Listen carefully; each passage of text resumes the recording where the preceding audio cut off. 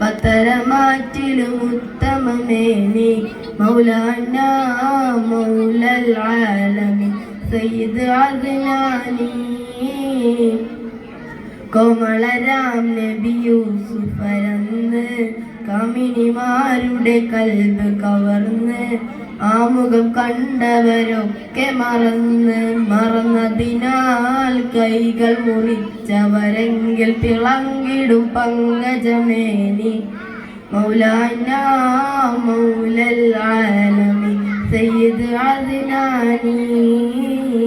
മശ്രിഖിലും മഗ്രിബിലും നബി ശംസുൽ ഹുദാ ഫീ കുല്ലി സമാനി.